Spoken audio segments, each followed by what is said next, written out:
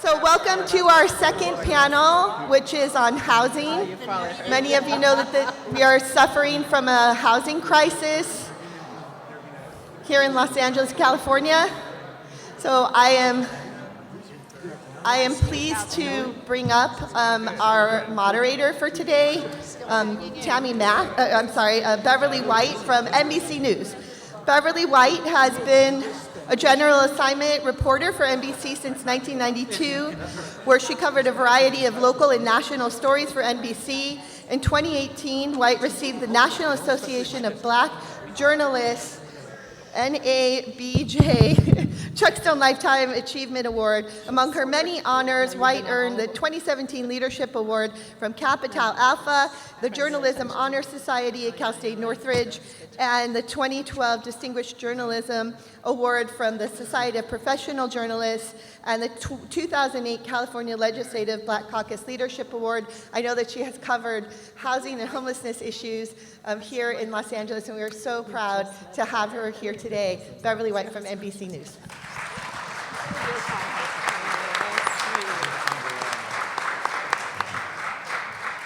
Good afternoon, everyone. Oh, I know there's a pastor on the panel and others in the room, so let's try this again. A little energy, if you don't mind, a little call and response, as it were. Good afternoon, everyone. Good afternoon. It is a beautiful day to be indoors at long last. I don't know about you all, but I'm ready for a bonfire with all my masks in it, because I've been wearing them forever, and I miss your smiling faces. So it's a blessing to be here with you to moderate such an important panel. So let's dive right in. Since we know we're starting a little bit late, we will make it up in the air, as they say in flight. We all know that housing is a human right. Again, that's the mantra for the day. But talking about housing in particular, getting down in the details, it takes some thought and heart. And that's why we've got this distinguished panel with us today. A couple of folks are going to be running late. We'll welcome them when they arrive. But in the meantime, please welcome and hold your applause, Senator Ben Allen. California State Senator Ben Allen, who represents California's 26th Senate District. Ben has championed housing legislation promoting housing first to tackle the homelessness crisis and legislation that would remove barriers to building affordable housing. He's a champion of environmental equity issues and protecting open space and the California coast. Now you can applaud for Senator Ben Allen. This is his moment to speak for, in fact, 3 minutes on the topic of housing. Sir, are you good to go? Or shall we introduce everyone? Okay, whatever is comfortable for you. And our, speaking of late arrivals, hello, Kelvin. That's all right. He was actually at the top of my list. Let's regroup, because he's sitting closest to me. Please welcome, as he works the room, like good politicians do, Kelvin de León from LA City Council. He represents District 14, is the former California State Senate President, where he passed landmark legislation moving $2.2 billion with the B dollars into homeless housing. Sanctuary state for California, the first in the nation, and 100% renewable energy by 2045. As a council member, Kelvin de León has brought forward a comprehensive plan to house our unhoused community, setting a goal to house 25,000 people in the homeless community by 2025. Again, City Council member Kelvin de León. All right, now that we have introduced Ben Allen already, let's skip over to the next seat. That would be Senator Henry Stern. Henry Stern represents the 27th Senate District. He recently championed rental assistance and eviction moratorium legislation in the state Senate. He recently penned an op-ed exploring new ways to combat chronic homelessness and is dedicated to addressing hunger issues. Ladies and gentlemen, Senator Henry Stern.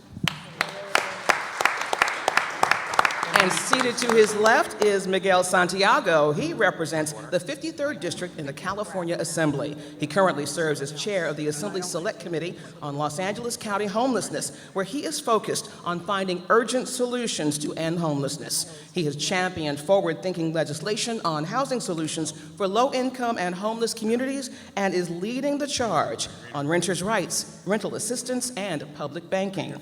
Miguel Santiago.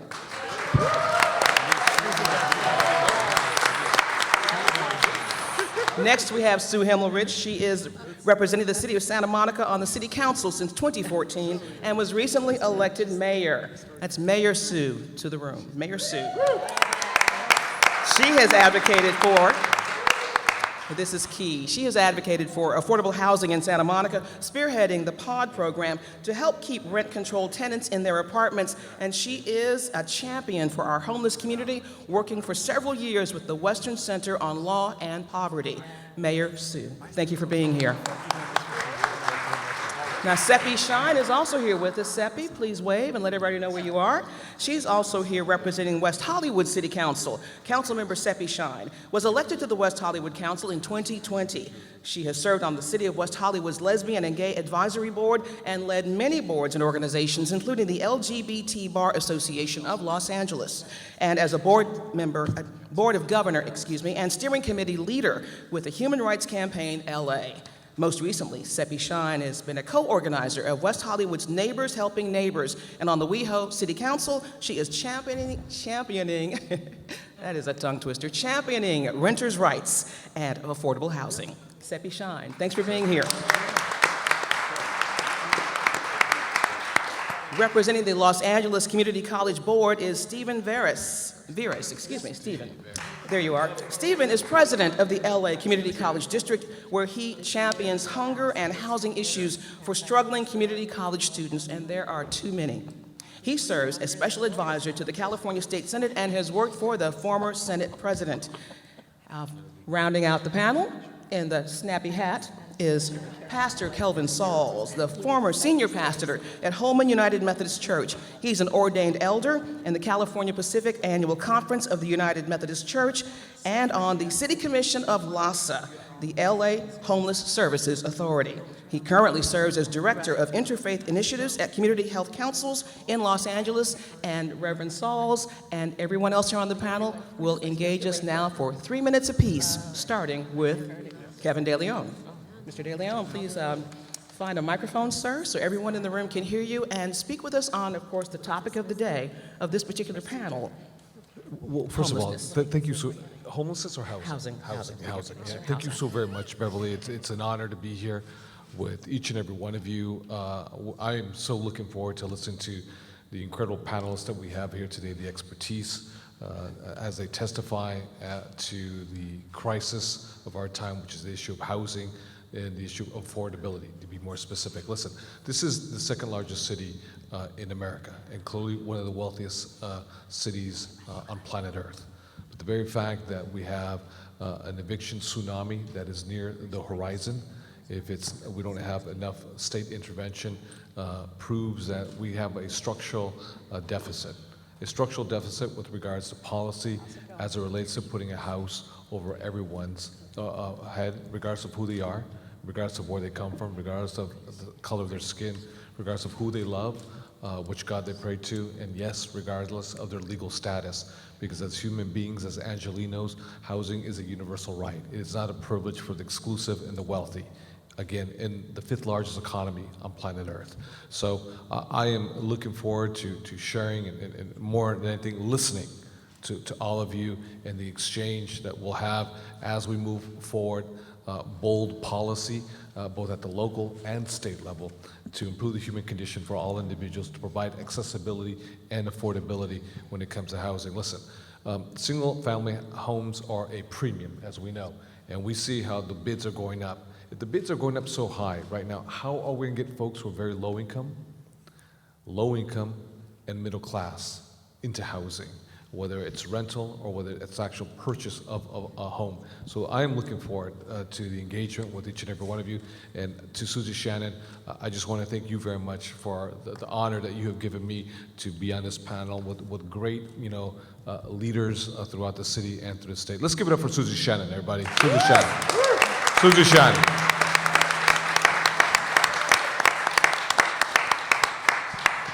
Thank you, Councilman. And speaking of LA City Council, our last late arrival would be Mike Bonin. Mike, that's all right. You're still welcome, Mike, with us. Thank you for being here. Well, he probably ran into some traffic, yes? I did, and I'm not as familiar with downtown as my colleague Mr. De I just went through the alleys. Yeah. I need to give you a formal introduction, sir, and then we'll work you into the discussion, because it's just getting started. Your timing is perfect. Mike Bonin has served on LA City Council representing the 11th District since 2013. His work is focused on building mass transit and reducing traffic, speaking of, and ending homelessness, protecting the environment, and passing a $15 minimum wage, strengthening public safety, and fixing the city's broken development process to better serve residents and put neighborhoods first. Please welcome Mike Bonin. Now we're going to go with the flow of the show and just take our speakers from my left all the way in that direction. So our next speaker would be the Honorable Ben Allen. Ben, please give us 3 minutes of your time on the topic of housing. Well, thank you so much. I really do appreciate the opportunity to be here in this beautiful place with so many friends and partners in this incredibly important struggle to address our homeless challenges and our housing challenges. And of course, we all know that they're all very connected, as are our hunger challenges that we discussed this morning.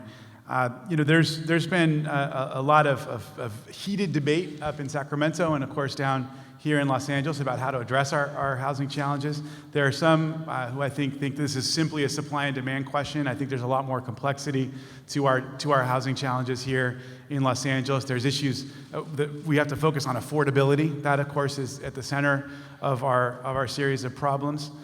There's, of course, renter protections and how we really focus in on the challenges of trying to make a rent, make your rent work and make sure it's not too damn high. Here in Los Angeles. So, Henry and several of us are some senators who have been really trying to focus on solutions that work with local government, work with activists, and work with local advocates such as Susie and others to ensure that we're coming up with some better solutions. And I've got a bill, SB 563, that I've been working on very closely with our friends and partners from Santa Monicans for Renters' Rights and other Move LA and other advocates that focus on tax increment financing and with a focus on homelessness prevention and affordability. Working on Article 34 repeal. There's a portion of the state constitution that puts up a lot of barriers to the construction of publicly funded affordable housing. Currently, for any publicly funded affordable housing, it requires a citywide vote to allow that to move forward. That was something passed in 1950 at a time when it was clearly being done for racially prejudiced reasons, and we're hoping to figure out a way to get that repealed from the state constitution. So anyway, I just want to say I'm excited to be here. I'm excited to hear from all of our panelists. Ultimately, this is about trying to find ways to solve our problems that don't impose a one-size-fits-all model from Sacramento, but that really focuses in on the needs of communities on the ground, that really focuses in on affordability and access. Those are the kinds of solutions that I'm hoping to hear about today on our panel as we seek to tackle this enormously challenging issue of trying to figure out ways to get more people housed in an affordable manner. It's a broken system that we have, and we have to fix it. Thank you, sir. Senator Stern, your thoughts. Well, thank you. I'll reiterate the applause for Ms. Shannon. When people actually get you out of your comfort zone and you leave the fancy walls of the Capitol, or even a room like this feels so illustrious and all the titles, and you just go out onto the street and work with people, you change your head. And I think this group that's here today are people who can float between both circles. And it really, that's what it's going to take, is people who are not afraid to roll up their sleeves. That's how the council members here, or Miguel, the way they work directly with the community is the only way we're going to get through this. So we can spend all the time we want in Sacramento coming up with big policy ideas, but until we're actually grounded in this poverty crisis that's driving Los Angeles into a place of homelessness, of exacerbating the systemic racism that has put us in this place where we've been redlining this town for a very long time and people are still stuck, and now we have to dig our way out of this challenge. And it's not just going to be through supply of market rate housing in Los Angeles. That's not actually what's going to fix it. If you want to talk about RENA, LA has been hitting its market rate RENA numbers for the past few years. We've actually been hitting those numbers. Those units are getting built. I represent a lot of areas that those units are getting built in, and I'll tell you, they're not middle class or even working class folks getting in there. You want to go build a hill up in a new house up in the canyons of Topanga or up in Brentwood or even out in Santa Clarita or Calabasas. Good luck with less than $1 million in your hand. And frankly, these things are selling for $10, $20 million. Right in the middle of our fire zones, in areas that are actually pulling resources out of communities that are experiencing poverty. Where Compton's subsidizing Calabasas, McMansions, you got a problem, right? So we have a strange paradigm now where this housing crisis can sort of be used as a proxy for all kinds of other agendas. And I gotta say, I'm skeptical about some of these pushes, but there's also a lot of signs of hope. Senator Allen's been an incredible leader on this, and we've been looking at things like tax increment financing and adding more dollars to the equation, finding ways to get more inclusionary housing and try to leverage our commercial use and be able to flip that easily into residential use. There's an important bill that just moved out of the Senate on that front that if we feel like emphasizes affordability, then we can start using some of our vacant and unused retail and commercial spaces in this city and more broadly. And then when it comes to LA solving its issues, we can't have a bunch of lines between city, county, and state.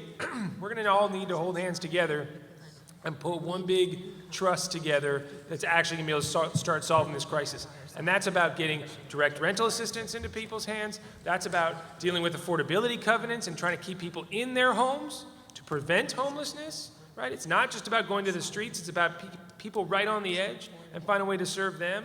So there are solutions out there, and I'm really looking forward to hearing from some of our experts and testimony here today to really ground us. The way that Susie does, but the way, frankly, that all of you do every day out doing your work. So thanks for the opportunity to be here. No worries. Thank you, Senator Stern. Assemblymember Santiago, as we continue with the conversation from the panelists, let's make our statements a minute or two rather than 3 so we can respect the room and engage with the folks who've also come to share their thoughts. So take it away, sir. Yeah, absolutely. Briefly. That's why I feel the burn with Stern.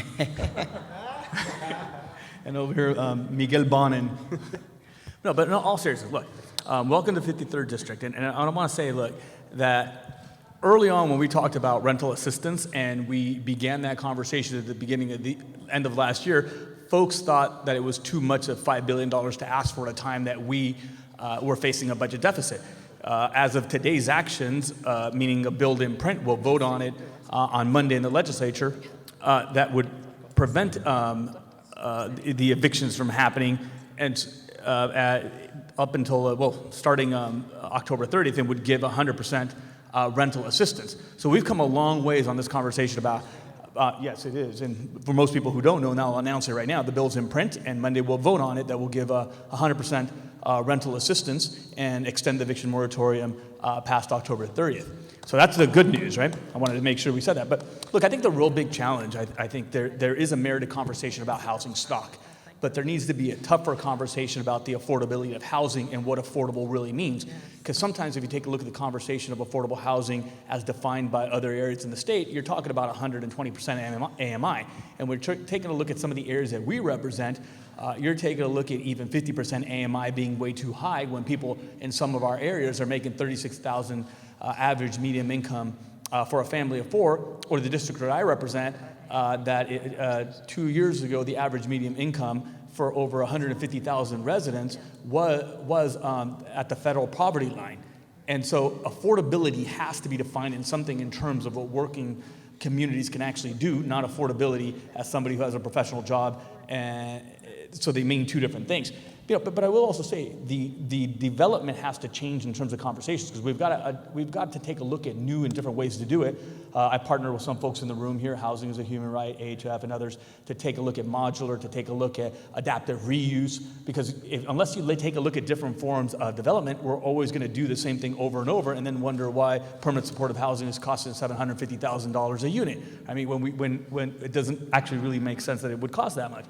Assemblymember, I'm going to interrupt you so we can keep it moving. But they got 3 give me minutes 30, and I got 1. 30 more seconds. Fair enough. Okay. Yeah, we'll get back to it. And I could see the Councilmember Bonin is like nodding in affirmation. You want to jump right in, sir, with your thoughts on housing?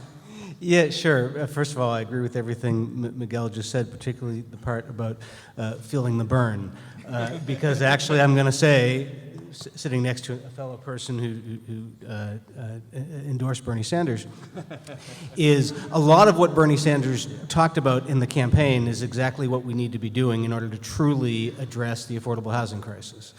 We need to just fundamentally, and let's get down to the basics of it, we need to fundamentally start addressing housing as a human right and not as a commodity. We need to start treating housing as something that people live in and not something that people invest in. And too much over the past couple decades we've shifted to this thing where housing is something where people invest in, and it has been gobbled up by hedge funds and investment firms, and it's no longer something that is actually about providing a place for people to live. And so there's a national movement around the country behind a number of things that would sort of change our approach to housing. And in Congress, there's bills that have been introduced by Ilhan Omar and AOC that really get to the crux of this. One of the most important things we have to do, and I'm pushing this at the state level, and there's legislation in Sacramento to do the same thing, is we need to start doing some social housing. Social housing is not the way we do public housing here in Los Angeles or in the United States, where it's segregated and underinvested and ghettoized. It's actually something like they do in Europe and in parts of Asia, where it is government-owned or publicly owned, managed by land trust or nonprofits. It is mixed income. It is subsidized. It is sort of central to community. We need to be doing things like that. We need to be cracking down on speculative real estate. We need to be supporting legislation that would do significant reinvestments in the existing public housing we have here in the United States as part of a Green New Deal and retrofit those buildings and make them safe. Here in Los Angeles, there's a number of groups, not just those who are involved here today, but a number of groups that have been pushing that kind of stuff, groups like ACT LA and like SAGE and like ACE and like POWER, and there's a real growing grassroots movement behind this, and that's the kind of things we need to be pushing, and I get the end signal, and I'm done. Yes. Mayor Sue, jump right in, please. Okay, well, I'll go before Sepi, and I've listened, ditto everybody, I love Susie. We do not have a housing crisis in this state or in this country. We have an affordable housing crisis, and they are different animals. I was on the hunger panel, so let me just say that it's not just hunger and it's not just housing. It is the inequitable distribution of wealth and poverty that is keeping people from ever having voices. And that said, I'll move on to the next person because I want to hear from the panel, most of whom I know. So thank you. All right, and Sepi, please jump right in. Forgive me for skipping you over. Thank you.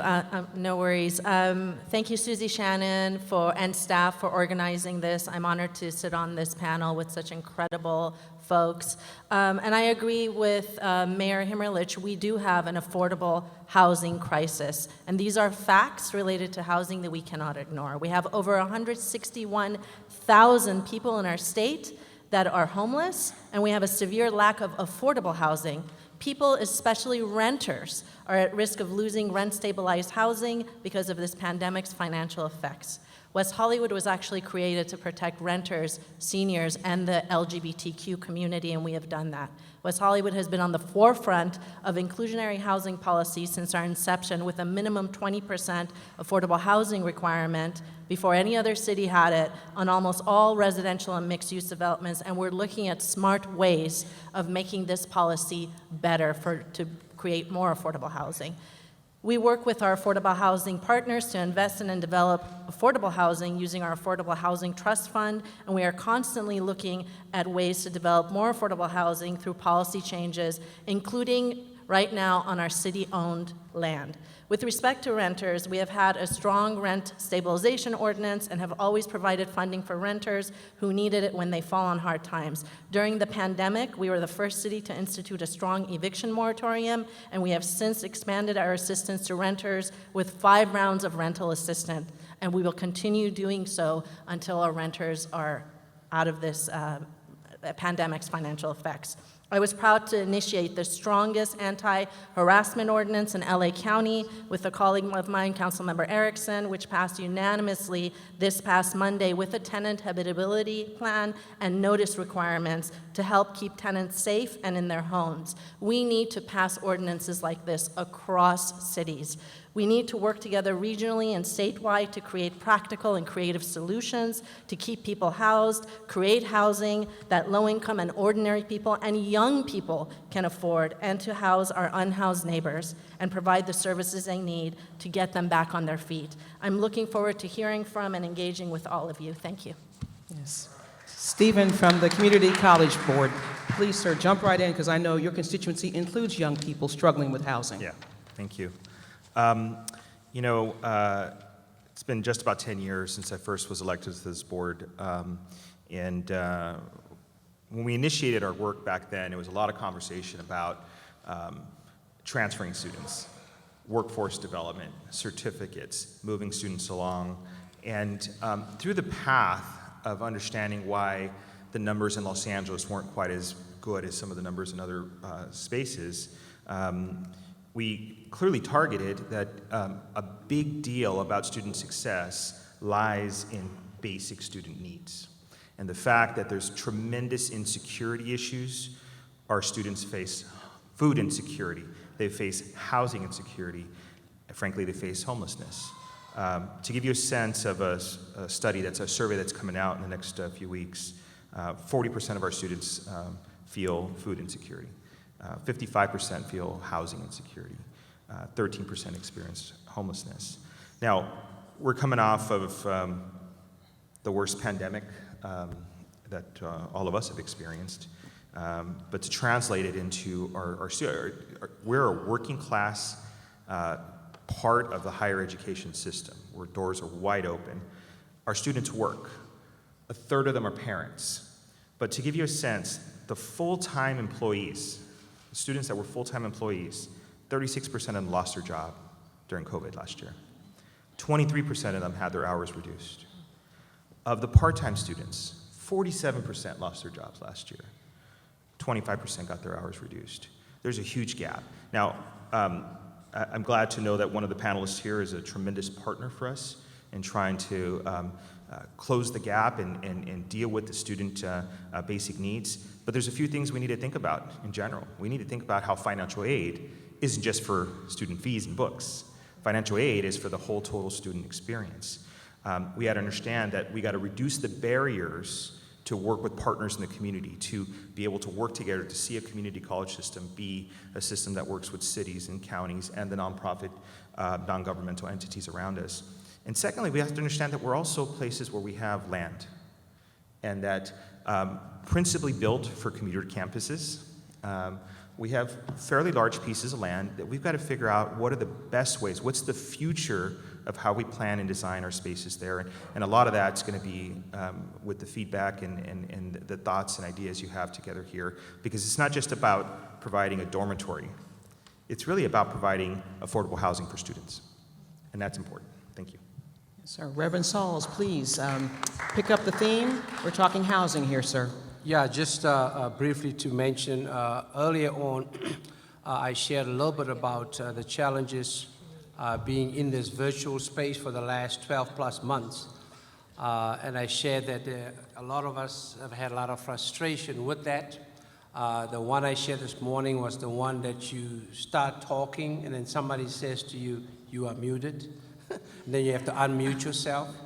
And I wanted to acknowledge the fact that these hearings really is an opportunity for us to be unmuted and to bring amplification to folk who are on the front lines, you know, and doing the necessary grassroots work around dealing with this moral challenge, you know, of an epidemic before the pandemic called houselessness and quality and affordable housing. The one that I want to use this time around is, you know, when you're on Zoom or whatever platform you would use, you can be on camera or off camera, right? So this morning I had a LAHSA commission meeting, so I was driving here, so I was off camera.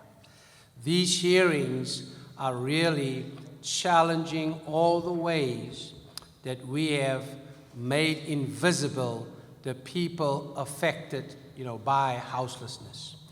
It's time that it gets to be on camera in terms of what needs to be done around this epidemic even before the pandemic. And there will be no going back to normal around this, because this epidemic will still be, going on even after the pandemic. Let me close by saying that the moral crisis of houselessness and the need for affordability and quality housing is a structural and an institutional challenge. I agree that the issue is not just housing, it's not just affordable housing. I dare say it is having the necessary sense of urgency and creativity, innovation, and political will to do what we need to do to deal with this crisis that we are facing. And today is an opportunity to listen, to learn from those who've been on the forefront, and to see how we can leverage their vision and their voices to see how we can disrupt the drivers of this disparity called housing. Thank you. Sir, thank you, Reverend Sauls. And thank you to our panelists who've done a fabulous job of setting the stage for our testimony forthcoming now from our special guests. I'd like to introduce Jalen Bailey. Jalen, are you here with us? And a microphone handy. Please reach around so we can all hear you, and thanks in advance for sharing your lived experience with us on the subject of housing. Ready when you are.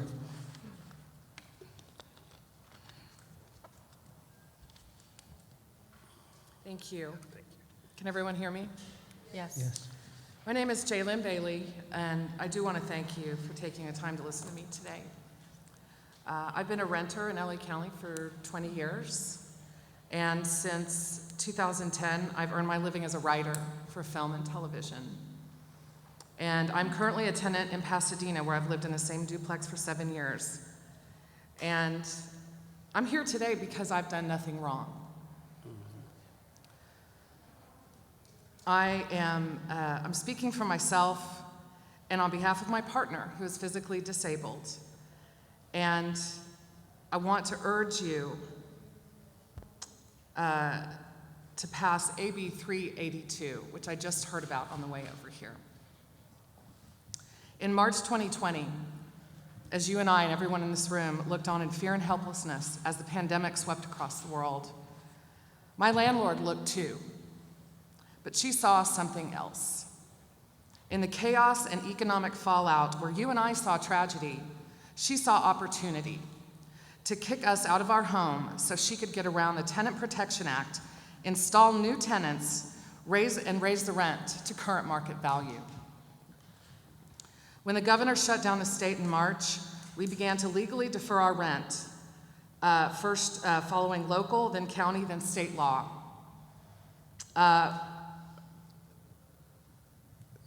Instead of compassion or understanding for that, our landlord hired a lawyer and began a retaliatory campaign to evict me and my disabled partner that persists to this day.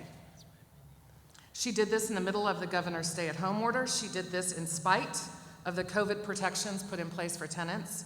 She did this while my partner was in the COVID ward at Huntington Hospital with bilateral pneumonia and acute kidney failure, fighting for his life. Fortunately, thank God, I was connected to the Pasadena Tenants Union and to the Eviction Defense Network, run by the woman sitting next to me right here today, Elena Pop, and my lawyer, Stefano Medina. Without them, I would have, and my disabled partner would have been displaced months ago. I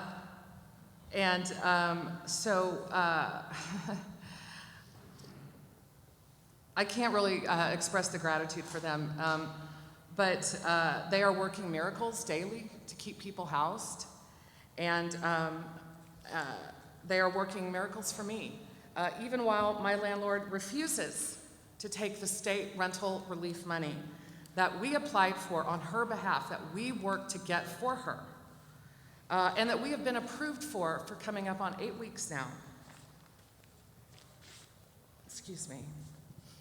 She's using the money from the state as a bargaining chip against us, to bend us to her will and continue to try to force us out of our home. For 15 months, we have been fighting two monsters, COVID and our landlord.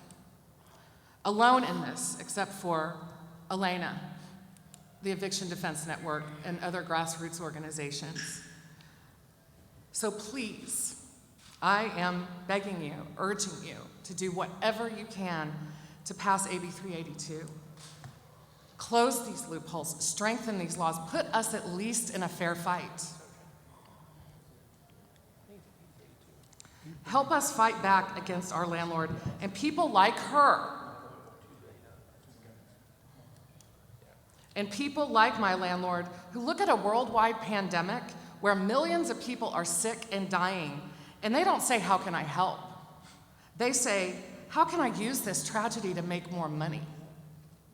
That is what I've been living for 15 months. I am asking you to make a law that she cannot ignore. I am asking you to pass laws that will make her do the right thing. You can do this through AB 382. We need funding for education. We need funding for lawyers to represent tenants in eviction court badly. And in some cases, we need protections, like I do, against these pretextual lawsuits that I've been dealing with that are in essence retaliatory and that are happening to get around the Tenant Protection Act and to displace me and my partner from our home so that she could simply raise the rent. If housing truly is a human right, like that sign behind you, then we need to start treating tenants like human beings. And I have the same rights under the law as my landlord, and I want protection for them, so please, thank you for listening to me. Thank you, Jalen. Thank you very much. Next, we'll hear from Kevin P. Kevin, are you with us right now and in arm's reach of a microphone? Thank you for taking time with us today. Greed and the inability to put someone else first, I think, will be the human race's biggest disgrace. I know that's not why I'm here, but you already heard somebody eloquent speak. I'm not an expert like you all. This is my first public speaking in my lifetime. So I'm very impressed by all the things I've heard from all of you. I'm not as eloquent, but I am an expert at crisis. I'm not an expert like you. Pardon me, I'm reading my notes here. I am a 9/11 survivor. My life in New York in the 20th century, I was a Broadway performer, a temp on Wall Street, and a makeup artist. And when I came here, 20 years ago, it was early 2002, I moved away from my family. I had PTSD, even though I didn't know I had it. Pardon me. I landed in Hancock Park and had a great home with a pool on the roof, and it was lovely. Eventually it went condo and it kicked me out, so I ended up in Oxnard, thinking I had an opportunity with the business I was working for. I ended up back in LA a year later. I've been at my current address for 15 years in Koreatown. I've always paid my rent timely. I'm a 57-year-old disabled. You can't see my disability, it's invisible. I broke my back at my job. So I no longer dance. I work in the neighborhood where we're speaking right now, and I see a lot of human suffering because I deal with the public. It's traumatizing. What these people are doing and going through is traumatizing. I'm still in my apartment. The reason I'm still in my apartment is sitting right here, an angel named Elena Pop, who I've never met until 30 minutes ago. I went to a website called Stay Housed LA. It gave me a connection to something called the EDN, Eviction Defense Network. Somebody was going to get back to me with an email. I didn't know what the heck was going on. I got a very long email of what I was supposed to do. And since then, I've been attending workshops once a week, finding out, educating myself, learning what these amazing people are doing and what you amazing people are doing for those of us who are not in the best shape. I'll just try to wrap it up because I know a lot of people have important things to say. And I just want to say that I am grateful that you're listening, but it would be nice to see less trauma around the neighborhoods. A lot of us are not doing as well as we once were. I think I said what I wanted to say. So thank you all for listening. Thank you, Kevin. Thank you very much. You're a very good public speaker, by the way, and you speak for multitudes. Following your act, that's tough. You're very kind. Let's speak. Thanks again for being here. It means a lot. And our next speaker, Danny Tabor, also has a story to tell. Danny, are you here? And in reach of a microphone. And thank you, Beverly White, for walking us through this process. When Susie asked me about providing some testimony, and I looked at the panelists, I realized that everyone on the panel could make the arguments that we who are providing testimony make. But I want to change it up slightly and push at you a little more. The comment made earlier that what we're experiencing is an affordable housing crisis, I think should be the center point for the work we do from here. I grew up in an America where home ownership was the American dream. And now in my state, here in California, I see legislation that suggests that the dream not only should not be deferred, but it should be destroyed. It should be eliminated. And in its place should be a new standard of corporatization and commodification of housing, meaning moving it from the right of the individual or the family in a community to making it an asset of a corporate tax structure or corporate bottom line.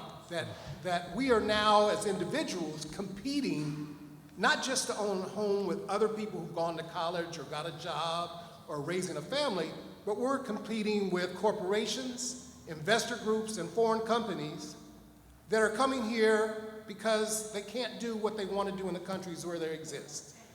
And yet, no one is really suggesting, except now, I'll suggest it, that we change the rules some and we become more protective of the rights of individuals to live out the American dream, to have the opportunity in their neighborhoods, either where they grew up or in those communities that are being developed in the suburbs or in those new neighborhoods that are being revitalized in downtowns, that they have the opportunity to acquire a home that they can raise a family in and live out a life in and accrue as many as my parents did and many in the black community have done, to use the home as a tool by which they accrue wealth and create a legacy for their families.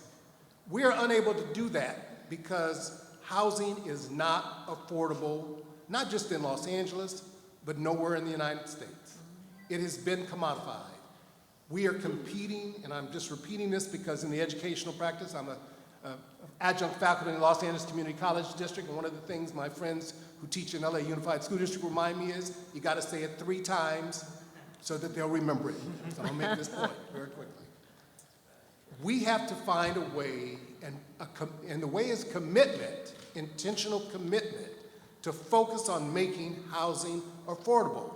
And that's gonna drive us to look clearly and closely at the elements that make housing unaffordable. That's the competitive nature in the capitalistic market that allows the wealthy, and I'm not speaking of individuals now, I'm going back to make this point, the corporations, the investor groups, the hedge funds, the banking partnerships that created the housing crisis in the mid-2000s, now seeking an opportunity to take another bite at the apple by changing and eliminating what we've come to know as single-family zoning, by declaring that all of a sudden it's exclusionary.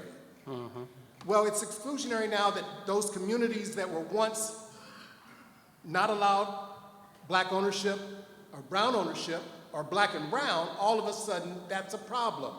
But in those communities in East Los Angeles, South Los Angeles, Inglewood, Compton, Long Beach, that are single-family neighborhoods, are families who have been building wealth, are working people who have worked hard to earn the opportunity to buy a single-family home to raise their families, and now all of a sudden we want to suggest that that should not exist anymore. I have 3 children, 31 to 27. Each of them is looking at how they can save their meager earnings from working their jobs and put resources together so they can buy a home. They've only lived in California. They've only lived in Los Angeles County. They will have a very difficult time, no matter what I do and what resources I bring to the table, to buy a home in Los Angeles County unless there is a fundamental change in the structure of home finance and the resources that are made available. Final point. This problem, affordable housing, cannot be solved top down. And while I have tremendous respect for the members of the state legislature, those that I truly respect began as organizers, working with people in the community. The solution to the affordable housing crisis that we are experiencing is going to require they come back to those communities and work with housing advocates and work with people in neighborhoods and work with homeowners and work with renters. The final thing I'll say is, if we really want to address immediately and make an impact, the one thing that the California legislature can do right now and cities around the state can do right now is to reinstate the tax credits that renters had in the late 70s and 80s so that we can make their environment, with 80% of the state being renters, we can make renters, we can provide some tax relief for renters so that they can make their living experience affordable. Rents have continued to increase every year, no tax relief for renters, and yet landlords, property owners can write off the expenses if there really is an expense with no responsibility to make any true improvements to the asset. But renters live in that environment, and that's who's living in these communities. Single-family home ownership, tax relief for renters, begins the process of addressing the affordable housing crisis and really makes it very plain that housing is a human right when we address the needs of the humans in those houses. Yes, sir. Thank you, Danny. Thank you very much. Our next speaker with testimony today is Michael Soloff. Michael, if you're with us today, find a microphone and dive right in. Thank you very much for being here. Thank you for having me. 1 in 4 California renters and their households are both low income and pay more than 50% of that limited income for rent. I think Henry Stern said in LA County, think about that. Low income's 80% for a family of 4, $70,000. So that's families that are earning $56,000 and paying more than half of that in rent and trying to support a family. There are 500,000 of these severely rent-burdened households in Los Angeles County. This is morally intolerable. It's also driving a surge in homelessness, as the pre-COVID LAHSA homelessness report showed. We're driving more people into the street due to economic conditions than even with the $350 million that the voters in LA County taxed themselves for to fund services to get people housed. We're housing more people than ever, but we're driving more people in the street than ever, so the number of homeless people is rising. Now, to date, Sacramento as a whole has focused on efforts to turbocharge private housing development. But the McKinsey Global Institute, which is a totally ardent supporter of that effort, acknowledged in 2016 that is not going to do anything to meet the needs of lower income people, special needs people, and homeless Californians. Rather, the only solution is direct, and I'm afraid massive, investment of public land and public dollars by all levels of government, coupled with more innovative and cost-effective ways of using those resources. So let me just comment on 2 aspects of that. Number 1, how do we marshal the kinds of resources we really need? And with respect, you know, a one-time $6 billion bond that's being talked about in Sacramento, and I heard today is getting pushed over, but we're still hoping it's going to get on a 2022 ballot. That's not going to cut it. We were spending $16 million a year in our little city of Santa Monica, 100,000 people, every year from redevelopment before it was taken away by the state. That's the equivalent of $6 billion per year if you gross it up to the state of California's population. There's going to have to be ongoing resources, and no one level of government can do this. And so, without getting into all the details, we've been working with Senator Allen and have the bill there where, among all the other details, the fundamental core aspect is that if each level of government, a city and a county matches what the city puts in, the state will match what the county puts in. If we do that, every level of government can say to itself, I'm going to triple my dollars. And that's going to create greater political will at the local level where I work. It's going to create greater political will at the county level and in Sacramento. And let's hope the federal government as well. Maybe it's going to say that we should spend our dollars where people are willing to put skin in the game. Second, in the short term, it's great that we want to create new housing and all of these things, but the reality is we have all of those 1.5 million households in the state, 500,000 in the county, where people are low income and paying more than 50% for rent.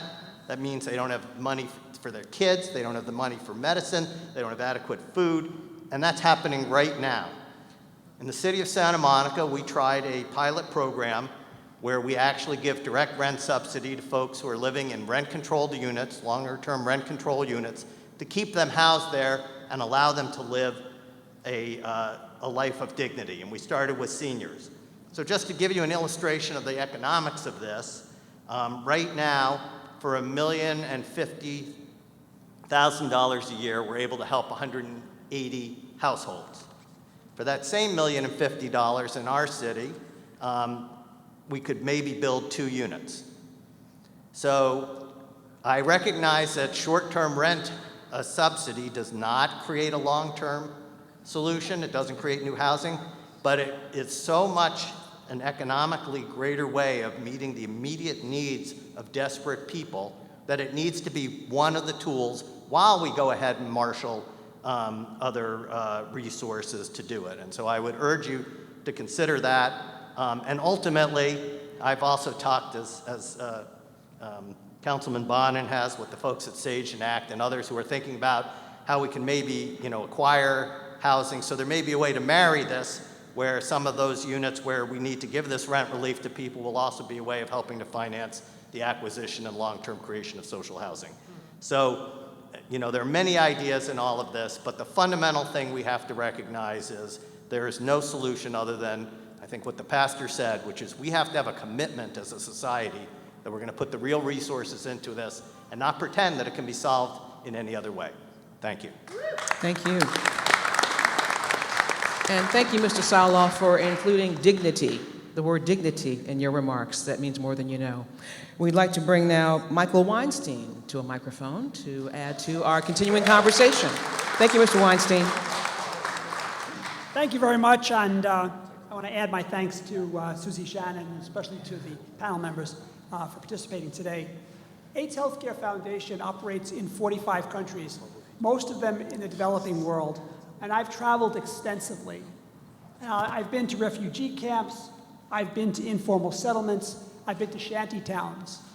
In all those travels, I have never seen anything as bad as the streets of Los Angeles. In an informal settlement, you have a roof over your head. In a refugee camp, you have a tent and you have food, etc. So, I mean, this is scandalous beyond belief. And it didn't happen by accident. It happened because of the policies that have been pursued in California. We always leave the low-income person out. So this goes back to Governor Reagan emptying out the mental hospitals. It goes back to Democrats voting for Costa Hawkins in 1995. It goes back to redlining. The Ellis Act which couldn't even get a hearing in a democratically, in a three, what's the percentage of Democrats in the legislature? It couldn't even get a hearing. Three-fourths, okay. 25,000 units have been destroyed in Los Angeles over the last 10 years. Now we have twin gentrification bills that are flying through the legislature, SB 9 and 10, which you so eloquently addressed. And I have some breaking news here, which is particularly 10, if 10 passes, we will put it on the ballot. We will have a referendum in California. Okay. You know, the CAA, the California Apartment Association, and the realtors cannot have veto power over the Democratic Party and a Democratic legislature. You can't have people like Steven Schwartzman, who made $685 million a couple of years ago, dictating to our elected officials what poor people and middle-income people need.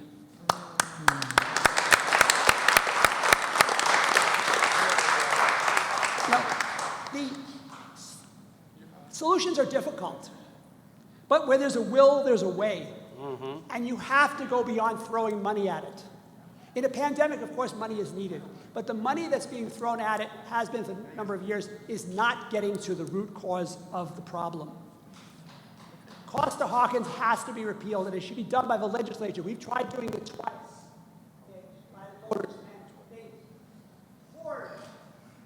Hold on, sir. We want to make sure you have a working microphone. Stand by, please.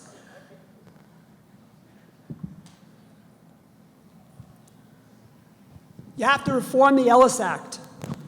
You have to focus on low-cost adaptive reuse, not $500,000, $600,000, $700,000 units. When you're in a hole, stop digging. You have to stop giving privileges to luxury developers to come into working-class neighborhoods, tear down affordable units, put up all luxury housing, and not one unit of affordable housing. That happens over and over again.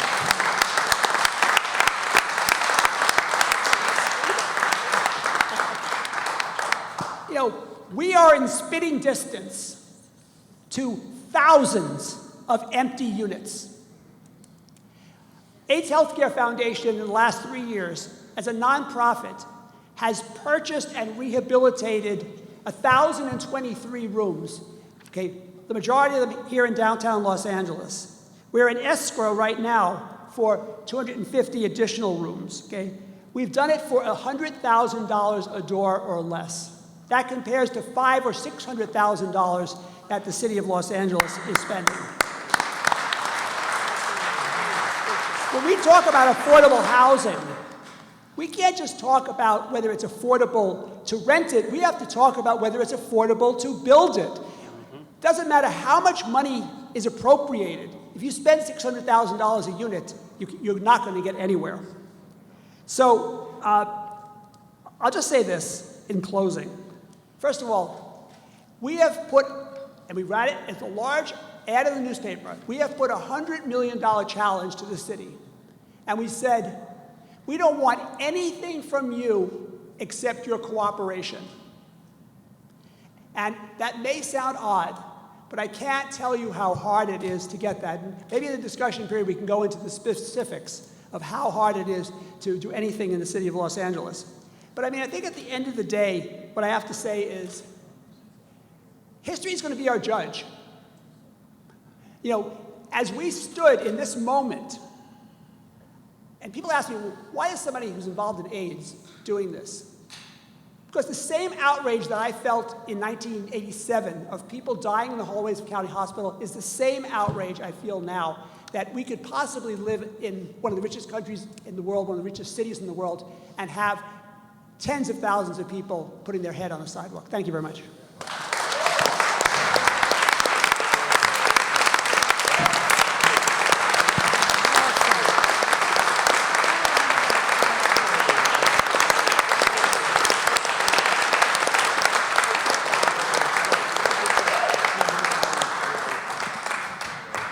Thank you, sir. Our next speaker, Carolyn Fowler. Carolyn, you have a microphone handy? Please join us.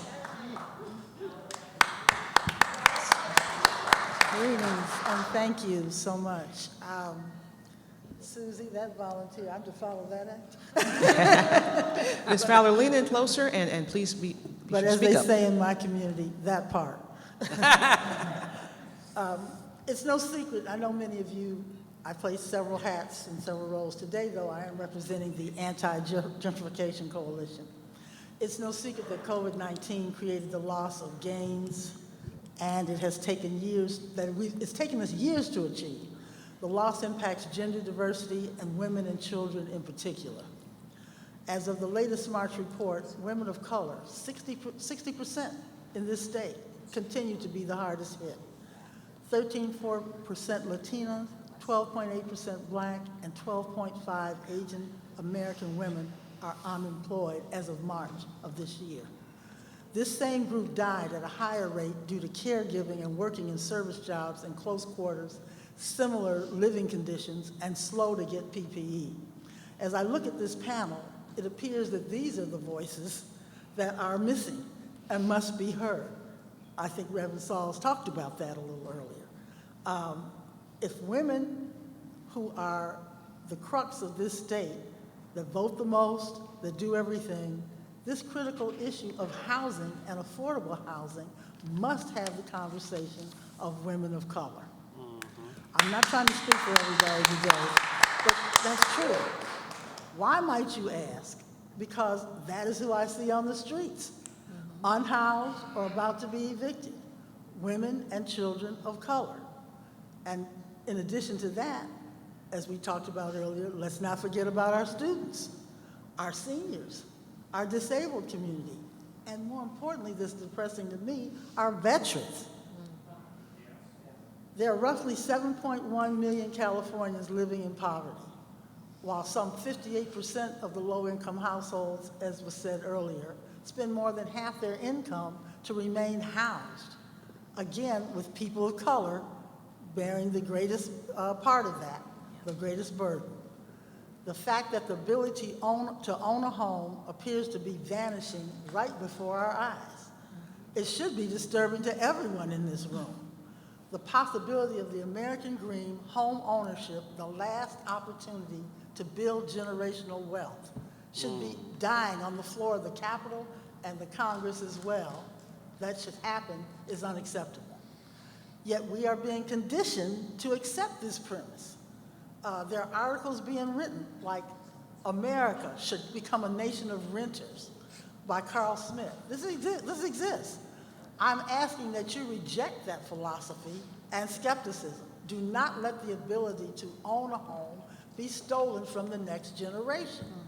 My own family owns a block, formerly single-family homes, is being deluged with multi-units. No additional parking, and the owners are offered money from Wall Street buyers who can compete with them. And the rental rates for those units, by the way, are $2,700 to $3,000 a month. This is in Mid-Wilshire. Eliminating single-family zoning is not the answer to the prayer. Affordable housing is a multidimensional complex problem, and there is no one-size-fits-all solution, which we, the public, keep getting as proposals, SB 9 and 10. The fact is your grown children nor your parents want to live with you. And I suspect you don't want to live with them either.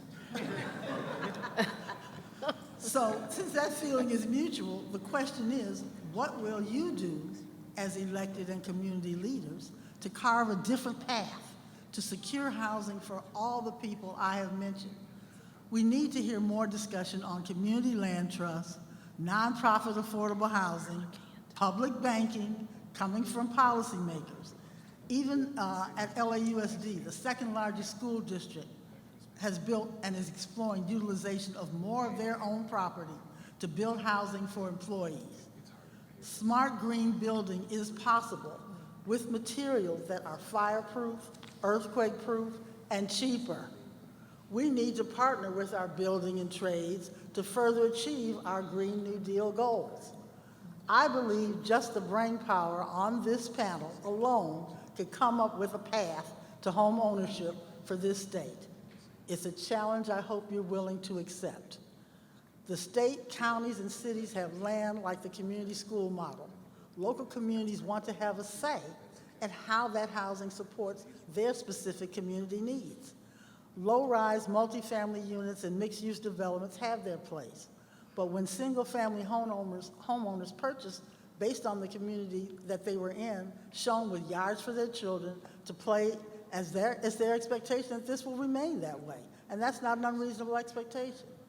So, in closing, because I know there needs to be more questions, and in honor of Black Music Month, I thought of a song appropriate for the moment. I hope you will go listen to it if you don't know it. It's by the incomparable Whitney Houston. It's called I Look to You. She's referring to a higher power, but you elected and community leaders are all we have. So, we look to you, a path to home ownership. We look to you. I look to you. Thank you.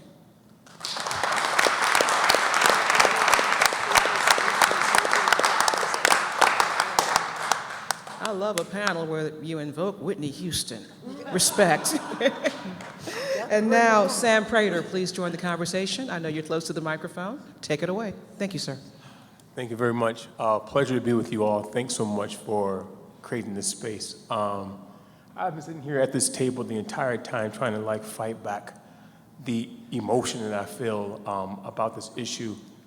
I'm the founder of Los Angeles Room and Board.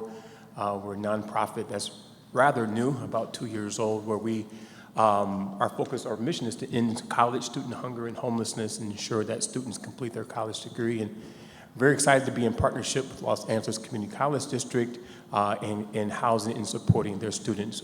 We have our first property that we opened, our project called the Opportunity House in Westwood, directly across the street from UCLA, where we currently house about 40 students. And testimony, I'm trying to center one of my students on Wednesday night who was living in this truck prior to coming to the Opportunity House, and the student is now in transition to a different housing facility. And then I got a call on Wednesday night saying, "Hey Sam, I got to talk to you, it's an emergency."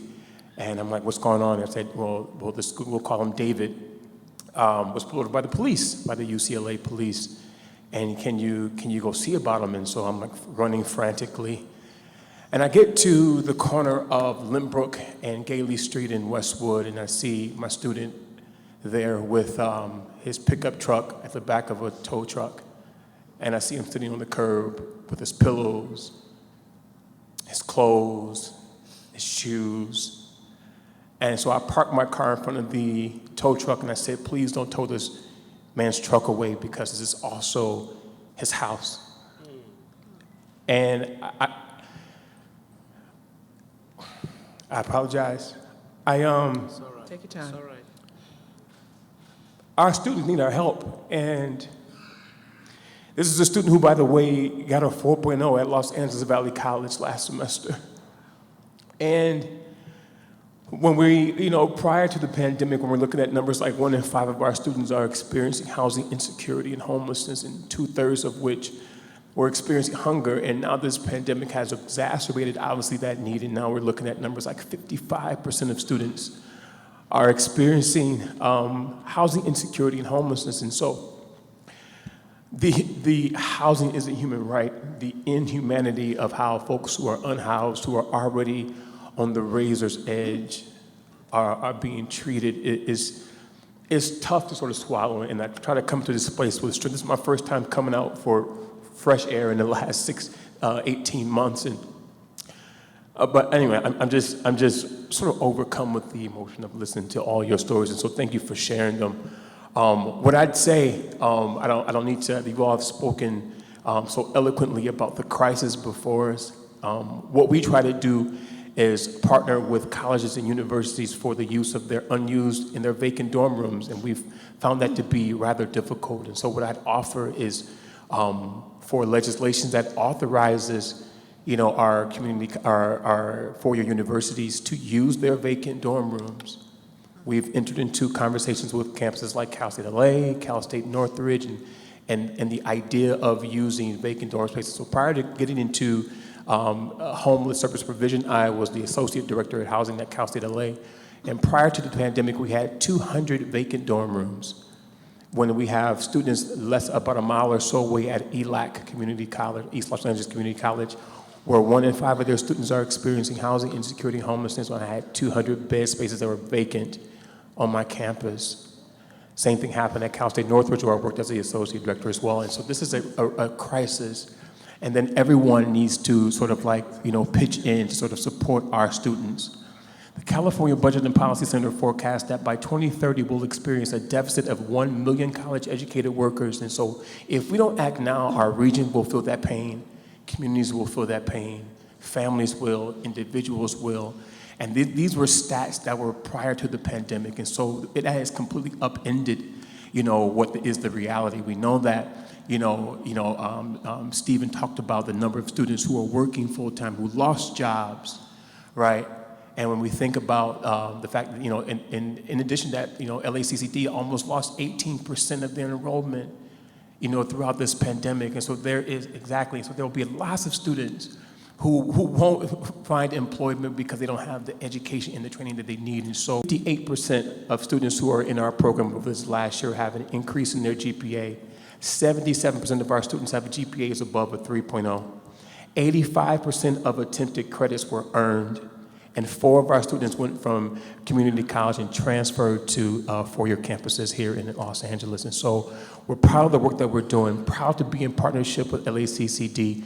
And so I'd say please continue to make it as easy as possible for community colleges to partner with nonprofit agencies to house students who desperately need our support.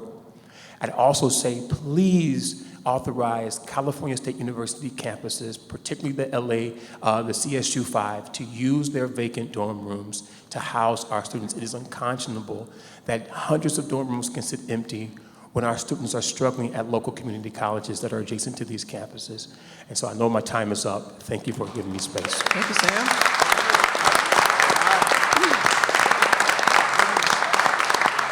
We're going to close out our testimony now with Ms. Elena Pop. You've heard her name mentioned several times already as a local angel. Elena, the floor is yours.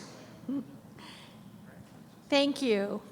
When you hear yourself use the words moratorium or moratoria, I want you to think about the 1,500 plus LA County residents that were legally evicted by the sheriff during the pandemic. There is not one single moratorium anywhere in the state. We have tenant protections.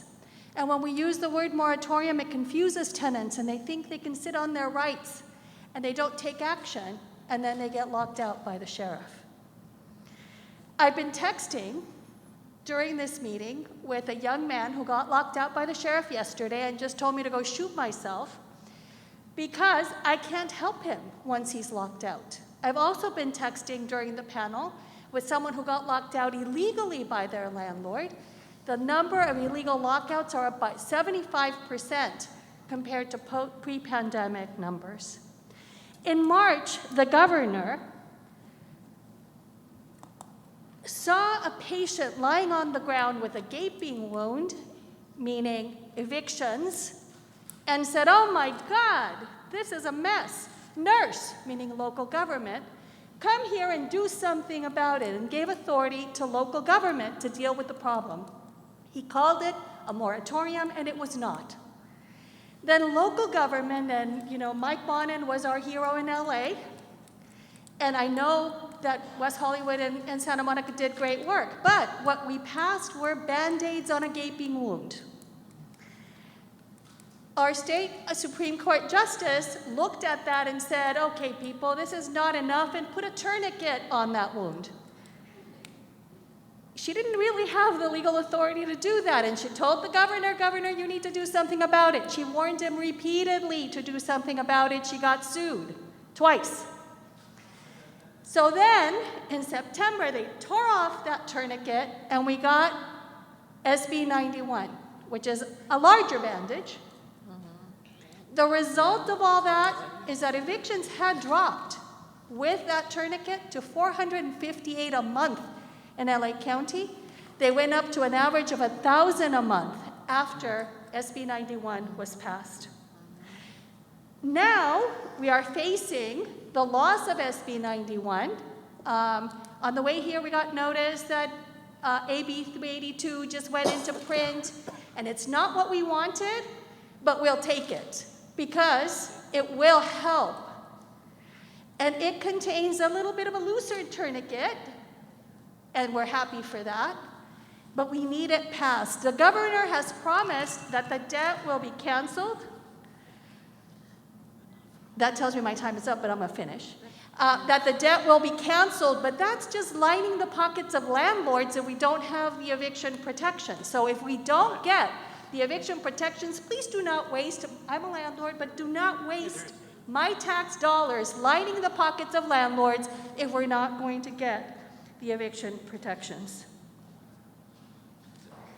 If we don't get an extension on SB 91, that patient is going to die on January 1st. Or to switch my metaphors, we're going to have an eviction tsunami that is going to wipe out our communities, or our latest metaphor is that we're going to fall off of an eviction cliff. Whichever metaphor pleases you most, please make sure that AB 382 passes. And also, as long-term solutions, we need to repeal the LAHSA, we need to repeal Costa-Hawkins, we need vacancy control, and we need right to counsel, because 99% of tenants that go to court alone lose their cases. So if we don't plug those holes, we still lose affordable housing. And if you are in need of help in LA County, please go on stayhousedla.org to get connected to legal counsel and to the webinars that have been referenced. And thank you for letting me go over my time. It's all right, it was worth it. We want to thank, of course, our panelists and our testimonials from this amazing group facing me. And now's the time for community questions. Anybody in the room who cares to engage in questioning, you'll be handled by Susie. You want to come back to the microphone, my dear? As it is time for yours truly to transition to my job. And thank you all for your kind attention. God bless you all.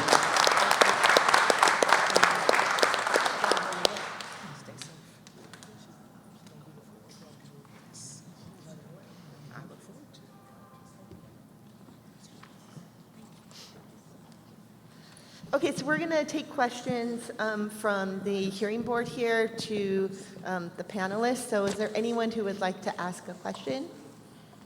Kevin de León.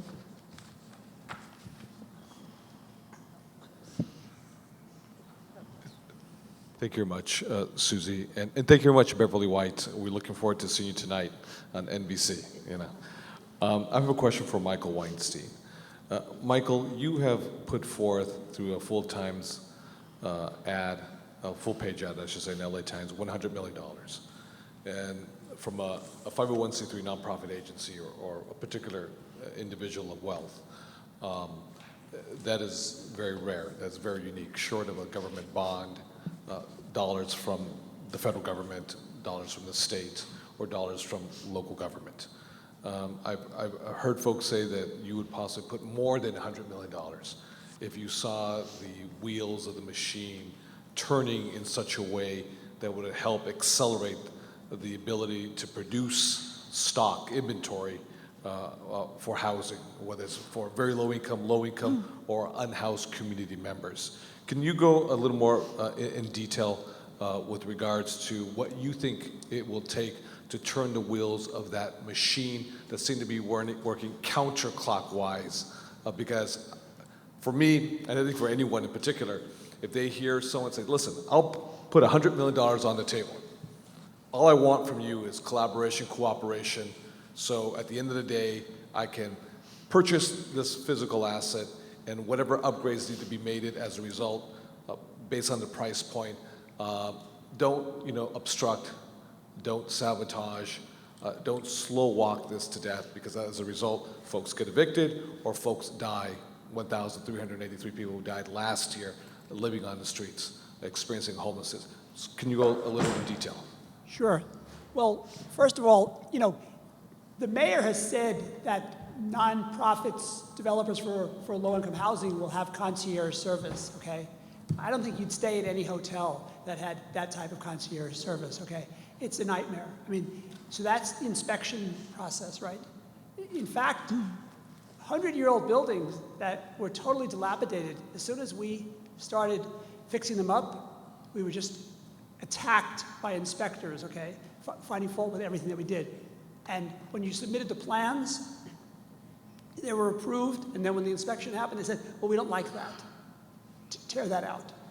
And then the next inspector would come and say, oh, no, that's not right. Okay, so the whole inspection process. In fact, I know that this may sound very difficult, but there should be some code abatement for very old buildings, too, because that's driving up the cost tremendously. We don't want to put anybody's health or safety at risk, but there should be some flexibility in that regard. I mean, another issue is we are intending to build 204 units at the corner of 7th and San Julian, right? That's, I call the corner of hell and purgatory, okay? People who know that corner, it's tough, right? That's In Skid Row, right across the street from the fire station. right, the busiest fire station in America because of the EMS, right? Okay, for that, they intend to charge us $2.6 million in fees for DWP, et cetera, et cetera, et cetera. That's Mike Bonin. DWP, standard time when you're going into a 100-year-old building to install enough power to keep it electrified, keep the elevator running, standard is 9 months to get a vault or inspection, okay?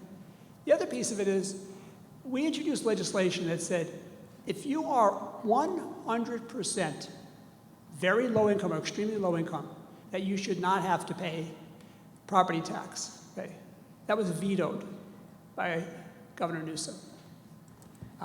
So I mean, I could go into more technicalities. One last one that's really important is, if somebody is making a commitment to build 100% affordable housing, low-income housing, then they should be able to contract with the city and the county in advance for vouchers or rent credits, right?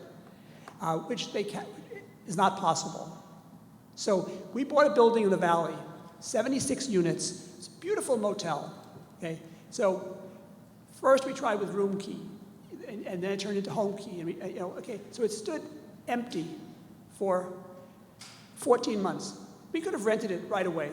It was perfectly suitable. But in order to be eligible for those programs, install a kitchen.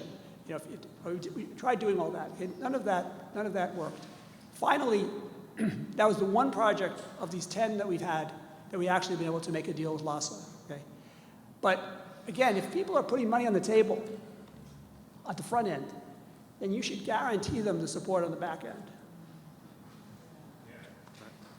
So, in conclusion, what I'm hearing from you is you or anyone else would never put anyone in harm's way in a building that's dilapidated and would put an individual at risk for their life. But that being said, if we have a modicum, a baseline with regards to what the safety requirements are, all the added criteria, if you will, given that we need a roof over folks' head or keep folks housed, that we need to really delve down and start taking out over zealous regulations so we can accelerate, or even a simple thing. Even a simple part would be simply say, we're going to give you 12 months to do these things, rather than saying you can't have anybody stay in the building during that period of time, right? I mean, like, one of the people from the county I was talking with about vouchers, and he said, well, the county doesn't like rooms without bathrooms. I said, really? I said, so you'd rather people relieve themselves on the sidewalk? I mean, that's just how crazy it is. Thank you, Michael. Thank you very much. Okay, Senator Allen has a question. We want to make the question and answer pretty quick because we are waiting to go into the next panel on homelessness. Yeah, no, so first of all, thank you for the fantastic testimony.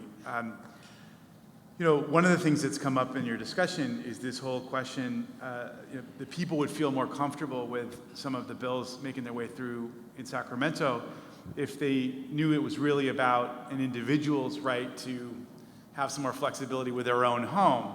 But we all know that because of constitutional jurisprudence, basically, corporations are considered people. So all of the same rights that we give to an individual, we have to extend to a corporation. And so this doesn't end up, what is presented as like a nice, oh, hey, you can split your lot for yourself, and maybe have the second lot on your property go to your kid or to a family member, or you can sell it or lease it out. And that's something that I think we would all feel a little bit more comfortable with if we knew this was actually being done by real people, not paper people. And yet we all know that the problem with a lot of these efforts is that they will they could very well empower massive corporations, as we've discussed, people who come in, corporations that come in and just buy up neighborhoods, and it's this commercialization, this corporatization of housing that you were just talking about. So understanding that we unfortunately have this corporation as people, as person principle that has been read into our Constitution, for better or for worse, for a long, long time. Does anybody on the panel or on the board know of a good example of somewhere in the United States where they've been able to work within this constraint, this constitutional constraint, to effectuate the kind of housing production that I think that everybody here wants, which is people-centered housing production, as opposed to massive developer, commoditized, corporatized housing development. I'm so interested in if there's a good high-quality example out there that we can learn from. What about land trust? There are land trusts all across the land trust, country. yeah. Okay, so right. And so, and our colleague, Sydney Comlager's got a great bill that the LA Times just editorialized, SB 769. So maybe that's the path. I don't know. Maybe that's the path. Thank you. If anyone else has any other ideas you want to bring up. So, and thank you for bringing it back to focus. There may not be many case studies who've looked at how to manage the competition in the marketplace that takes place around single-family housing. But that's the point that I was trying to make is it's time now to be intentional and to look at the elements of what drives housing prices.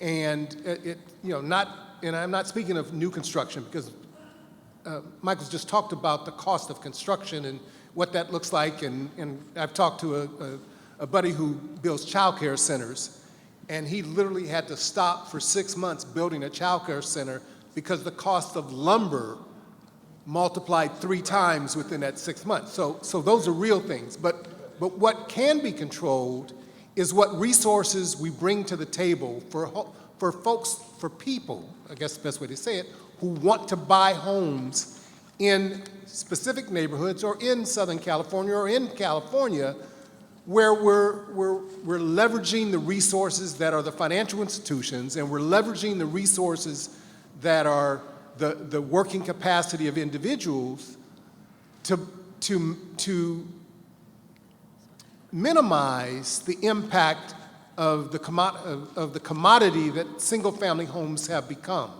And it's going to take a challenge. There will be legal challenges to it, but the reality is the only way we move from the manner in which housing prices are set now, where folks bid it up, and I'll give a better example in just a second, is that we have to be intentional in it. And I'll use this example. In Inglewood, all right, I moved in 67, graduated from high school in 72, got elected to the city council in 81. The median family income in Inglewood was the highest in any community of color in the United States. And yet, the housing values remained the same as they were prior to those families moving in. The incomes in the community went up as black folks moved in, and yet housing values stayed the same. Housing prices stayed the same. 2011, the result of, as we've described it and the research now tells us, the development of Playa Vista created a community of folks whose average income was near $200,000.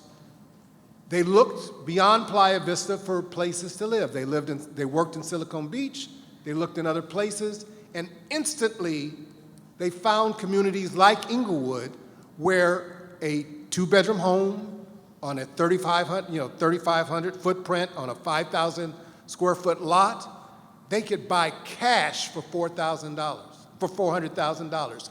Immediately, Inglewood became a hot ticket. That same home that I sold to a first-time home buyer, a home I grew up in, I sold for $300,000, turned over last year for $906,000. That young family made a windfall profit, but no new family in the neighborhood could afford to buy that home again, all right? So we have to figure out how we, if we're interested in single-family home ownership, how we work to create a system where folks who are working and willing and investing and looking to grow in their neighborhoods, how they can rebuy them. And it's not I'm not suggesting it's simple. I'm suggesting it takes an intentional workaround with all of us talking about it, and not the sort of supply-side economics that we see being captured in the legislation that's coming down from Sacramento. But like what are the top lines of that solution that you're talking about? Like I appreciate, I agree with you, we have to figure this out. What are you thinking of as the solutions? And I apologize, I have a hearing problem, so I guess I'm asking, you posed the question, what are the solutions to your question?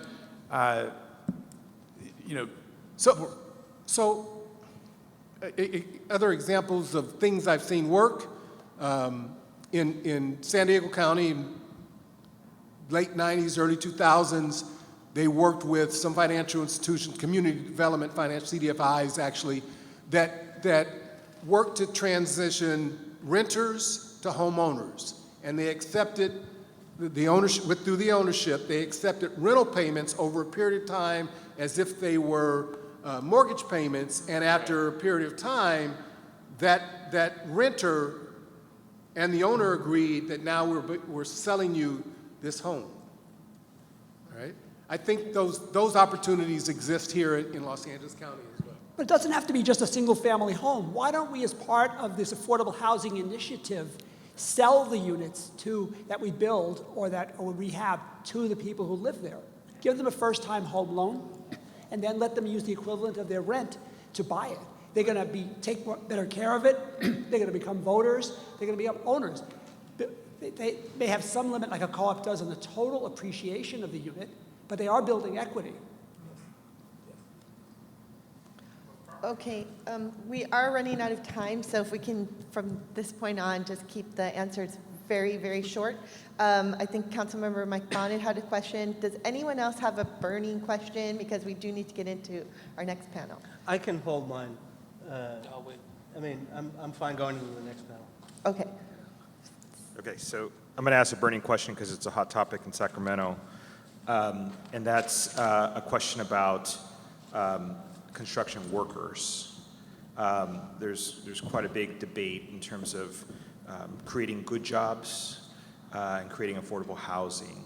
And so I know there was a really tremendous study that UC Berkeley Labor Center put out last week or the week before that talked about how there's a big difference in construction workers, commercial, these high-level, skilled, well-paid, and residential, which a good tendency is that a family member of a residential construction worker ends up on some type of public safety net program. And so as we're balancing this conversation about building, and maybe this is Michael and a few others that can talk about sort of the need for the actual job and the work that's done to be such that they necessarily need to be back on a social safety net program, or potentially a person that needs to be part of affordable housing. I'll answer briefly. I just think that, first of all, that modular housing is part of the answers to produce the units in a factory setting.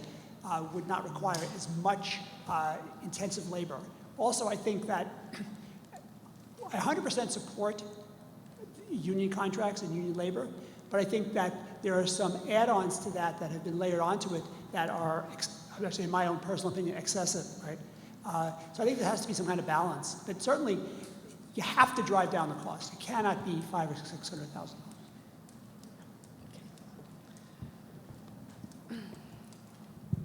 That's an excellent question. I think what we have to do, when I mentioned it, we have to get with our building and trades partners.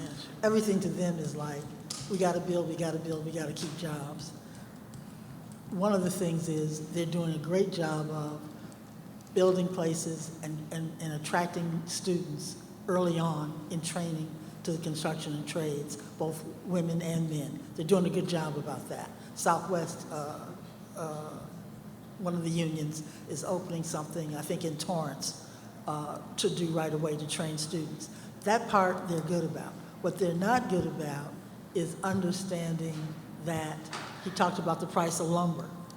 There are other materials that are fireproof, earthquake-proof, reduce our carbon, hempcrete, for example. That's just an example. So look up hempcrete, everybody. But it seems to be hard to get our labor partners to understand, let's train people, let's look at that now. That brings the cost down of building. Now, is the lumber person going to be upset? No, because train them to use this product. We've got to start thinking and working with people that understand overall the big picture of how we can house more people. I also wanted to say, many people renting are paying more than a house note now. And if they've been paying that house note, this gets to my point about public banking, because the banks haven't demonstrated they're interested in doing this so much. But maybe credit unions will, I don't know. But they're paying that house note now, that rent. They've been paying this rent for years. They could have had a house. How are we not trying to connect the dots to make that happen? Just a thought. Great. Okay. Is that good? Okay, thank you very much to everyone. I want to thank the hearing panel. I want to thank our incredible witnesses.